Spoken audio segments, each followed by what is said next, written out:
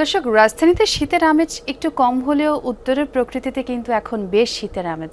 ভোরে হালকা কুয়াশার চাদরে মোড়া থাকছে চারপাশ। অগ্রহায়ণের সকালের চিত্রটা এখন কেমন, সেই খবরে জানতে চাই। নওগাঁ থেকে যুক্ত হচ্ছেন সহকর্মী শফিক ছোটন।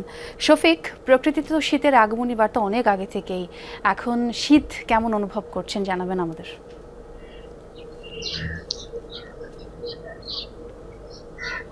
ছোঁয়া শীতের যে সকাল সেটি কিন্তু এখনো শীত আছে এবং কুয়াশা দেখছি। কয়েকদিন ধরেই এরকম অবস্থা। আপনি বলছিলেন যে অনেক আগেই শীত পড়েছে। উত্তরাঞ্চলে বিশেষ করে শীতের যে আগমনী সেটি কিন্তু হেমন্ত থেকে শুরু হয় এবং এখন আসলে প্রতিদিনই তাপমাত্রা ক্রমেই কমছে।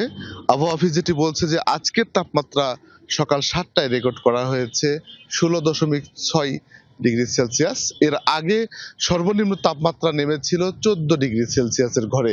ক্রমেই নিচে নামছে পারদের তাপমাত্রা এবং আবহাওয়া অফিস যেটি বলছে যে কয়েকদিনের মধ্যে হয়তো শীতের তীব্রতা আরেকটু বাড়তে পারে এবং ডিসেম্বরের দিকে ৩ থেকে ৪টি শৈত্যপ্রবাহের আভাস দিয়েছে আবহাওয়া অফিস। তবে এই মুহূর্তে আসলে যেহেতু সকাল সকাল কিছুটা সূর্যের দেখা মিলেছে এবং তাপমাত্রাও বেশ বাড়তে শুরু করেছে। মূলত সন্ধ্যার পর থেকে সকাল ৭টা অবধি কিন্তু বেশ ঠান্ডা অনুভূত হচ্ছে এবং কুয়াশা থাকছে।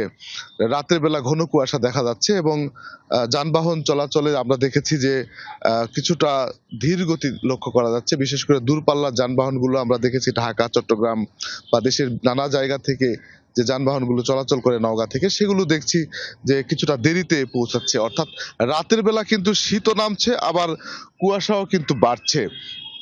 দিনের বেলা বিশেষ করে এই যে দুপুর বেলা আসলে সূর্যের দেখা মিলছে এবং তীব্রতা বাড়ছে, তখন ঠান্ডা কিছুটা কমছে। তার মানে বেশ খানিকটা সময় নিয়ে শীত আসছে। ধন্যবাদ শফিক যোগ দেওয়ার জন্য।